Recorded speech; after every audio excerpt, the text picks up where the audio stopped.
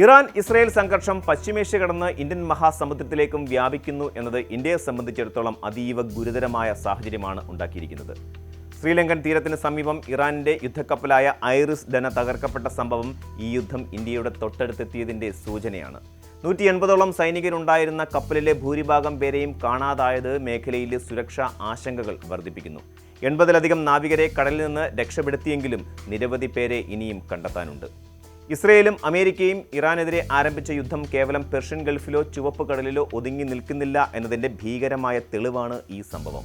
അത് ഇന്ത്യയുടെ തന്ത്രപ്രധാനമായ തൊട്ടയൽപ്പക്കത്ത് എത്തിയിരിക്കുന്നു.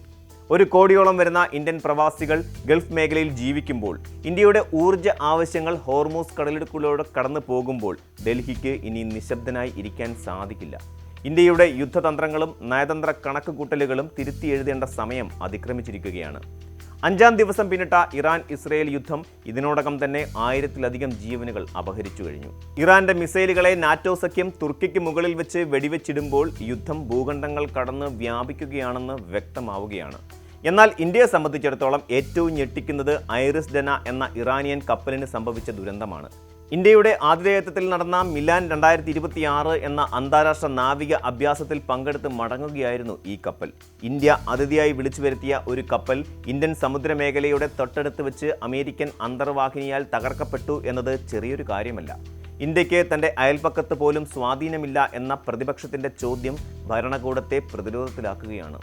ഇത് കേവലം ഒരു കപ്പലിൻ്റെ തകർച്ചയല്ല, മറിച്ച് ഇന്ത്യൻ മഹാസമുദ്രത്തിലെ ഇന്ത്യയുടെ മേധാവിത്വത്തിനു മേൽ വീണ കരിനിഴലാണ്. അമേരിക്കയുമായി ഇന്ത്യ ഒപ്പുവെച്ച logistics exchange memorandum of agreement ഇപ്പോൾ ഇന്ത്യക്ക് തന്നെ ഒരു കെണിയായി മാറുമോ എന്ന ആശങ്ക നയതന്ത്രജ്ഞർ പങ്കുവയ്ക്കുന്നുണ്ട്. ഇറാനിയൻ മിസൈലുകൾക്ക് മുന്നിൽ അമേരിക്കൻ നാവികസേന പതറുമ്പോൾ അവർക്ക് സുരക്ഷിതമായി താവളമടിക്കാൻ ഇന്ത്യൻ സമുദ്രമേഖല വിട്ടു നൽകേണ്ടി വരുമോ എന്നതാണ് ഇപ്പോഴത്തെ ചോദ്യം. ഈ ഉടമ്പടി പ്രകാരം അമേരിക്കൻ കപ്പലുകൾക്ക് ഇന്ത്യയുടെ സൗകര്യങ്ങൾ ഉപയോഗിക്കാൻ സാധിക്കും. എന്നാൽ ഇത്തരമൊരു അനുവാദം നൽകുന്ന നിമിഷം ഇന്ത്യ ഈ യുദ്ധത്തിലെ ഒരു കക്ഷിയായി മാറുകയാണ്. നിശബ്ദത പാലിക്കുന്നതിലൂടെ ഇന്ത്യ അമേരിക്കൻ പക്ഷത്താണെന്ന സന്ദേശമാണ് ഇറാന്റെ അടുത്തേക്ക് പോകുന്നത്. ഇറാൻ തെളിവുകൾ ചോദിക്കില്ല, മറിച്ച് നിങ്ങൾ ആരുടെ പക്ഷത്താണെന്ന് മാത്രമേ ചോദിക്കൂ. ഇന്ത്യയുടെ നിശബ്ദത അമേരിക്കയോടുള്ള വിധേയത്വമായി ഇറാൻ വ്യാഖ്യാനിച്ചാൽ അത് ഇന്ത്യയുടെ ദീർഘകാല താൽപ്പര്യങ്ങളെ ഉറപ്പായും ബാധിക്കും. ഇന്ത്യൻ വിദേശ നയത്തിലെ ഈ നിശബ്ദതയെ അസ്വസ്ഥതപ്പെടുത്തുന്നത് എന്നാണ് കോൺഗ്രസ് പാർലമെന്ററി പാർട്ടി അധ്യക്ഷ സോണിയാഗാന്ധി വിശേഷിപ്പിച്ചത്.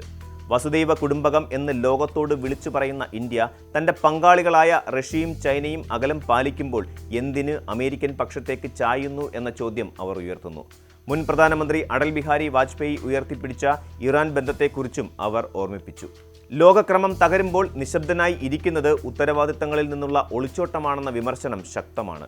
എന്നാൽ മറ്റൊരു വിഭാഗം ചൂണ്ടിക്കാണിക്കുന്നത് ഇറാന്റെ നിഴൽ സൈന്യങ്ങളായ ഹൂതികൾ വർഷങ്ങളായി ഇന്ത്യൻ വ്യാപാര കപ്പലുകളെ ലക്ഷ്യം വെക്കുന്നുണ്ടെന്നാണ്. അമേരിക്കയുമായുള്ള സാങ്കേതിക പ്രതിരോധ ബന്ധം ഇന്ത്യയുടെ അടുത്ത 50 വർഷത്തെ വളർച്ചയ്ക്ക് അനിവാര്യമാണ്. അതുകൊണ്ട് തന്നെ പെട്ടെന്നുള്ള ഒരു വികാര പ്രകടനം ഇന്ത്യയുടെ ഭാവി തകർക്കുമെന്നും അവർ വാദിക്കുന്നു. യുദ്ധം കേവലം മിസൈലുകളിലും ബോംബുകളിലും ഒതുങ്ങുന്നില്ല. അത് ഇന്ത്യയുടെ സാമ്പത്തിക അടിത്തറയെ തന്നെ ബാധിക്കുന്ന ഒന്നാണ്. ഗൾഫ് രാജ്യങ്ങളിൽ ജോലി ചെയ്യുന്ന 1 കോടിയിലധികം ഇന്ത്യക്കാരുടെ സുരക്ഷയാണ് സർക്കാരിൻ്റെ ഏറ്റവും വലിയ വെല്ലുവിളി. കഴിഞ്ഞ കുറച്ച് ദിവസങ്ങൾക്കുള്ളിൽ തന്നെ നിരവധി ഇന്ത്യൻ നാവികർ വ്യാപാര കപ്പലുകൾക്ക് നേരെയുണ്ടായ ആക്രമണങ്ങളിൽ കൊല്ലപ്പെടുകയോ കാണാതാവുകയോ ചെയ്തിട്ടുണ്ട്. ഇന്ത്യയുടെ ഊർജ്ജ ഇറക്കുമതിയുടെ ഭൂരിഭാഗവും കടന്നുപോകുന്ന വഴികളിലാണ് ഇപ്പോൾ യുദ്ധം നടക്കുന്നത്. ഇത് ഇന്ത്യയുടെ വികസന കുതിപ്പിനെ തന്നെ മന്ദഗതിയിലാക്കും. വിദേശകാര്യ മന്ത്രാലയം സംയമനത്തിനും നയതന്ത്ര ചർച്ചകൾക്കും ആഹ്വാനം ചെയ്യുന്നുണ്ടെങ്കിലും തങ്ങളുടെ പൗരന്മാരുടെ സുരക്ഷ ഉറപ്പാക്കാൻ ഇന്ത്യക്ക് കടുത്ത നടപടികൾ സ്വീകരിക്കേണ്ടി വരും. ഇന്ത്യയെ സംബന്ധിച്ചിടത്തോളം ഈ പ്രതിസന്ധി ഒരു അവസരം കൂടിയാണ്. ഇറാനോടും അമേരിക്കയോടും ഒരേ സമയം സംസാരിക്കാൻ കഴിയുന്ന ചുരുക്കം ചില രാജ്യങ്ങളിലൊന്നാണ് ഇന്ത്യ. ബ്രിക്സ് കൂട്ടായ്മയിലെ പങ്കാളികളായ റഷ്യയോടും ചൈനയോടും ഇന്ത്യക്ക് നല്ല ബന്ധവുമുണ്ട്. ഗ്ലോബൽ സൗത്തിൻ്റെ ശബ്ദമായി ഇന്ത്യ മാറുമ്പോൾ യുദ്ധം അവസാനിപ്പിക്കാനുള്ള മധ്യസ്ഥതയ്ക്ക് ഇന്ത്യക്ക് മുൻകൈ എടുക്കാവുന്നതാണ്.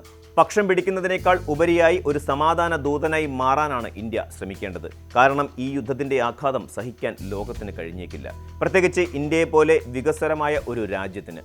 ഐറിസ് ഡന തകർന്നത് പെർഷ്യൻ ഗൾഫിലോ ചെങ്കടലിലോ അല്ല, മറിച്ച് ഇന്ത്യൻ മഹാസമുദ്രത്തിലാണ്. അത് ഇന്ത്യയുടെ പടിവാതിൽക്കലാണ്. യുദ്ധത്തിന്റെ കരിനിഴൽ ഇന്ത്യയുടെ തീരങ്ങളെ തൊട്ടു കഴിഞ്ഞു. ഇനി അധികകാലം ഡൽഹിക്ക് നിശബ്ദനായി ഇരിക്കാൻ സാധിക്കില്ല. ഇന്ത്യയുടെ താൽപ്പര്യങ്ങൾ സംരക്ഷിക്കാനും പ്രവാസികളുടെ സുരക്ഷ ഉറപ്പാക്കാനും സജീവമായ ഒരു നയതന്ത്ര ഇടപെടൽ അനിവാര്യമാണ്. യുദ്ധം പടരുമ്പോൾ അത് ഇന്ത്യയെ ബാധിക്കുന്നതിന് മുൻപ് തന്നെ സമാധാനത്തിനായുള്ള കരുക്കൾ ഇന്ത്യ നീക്കേണ്ടതുണ്ട്. ചരിത്രം പരിശോധിക്കുമ്പോൾ വലിയ യുദ്ധങ്ങൾക്കിടയിൽ നിശബ്ദത പാലിച്ചവരല്ല, മറിച്ച് സമാധാനത്തിനായി ശബ്ദമുയർത്തിയവരാണ് ലോകത്തെ നയിച്ചിട്ടുള്ളത്.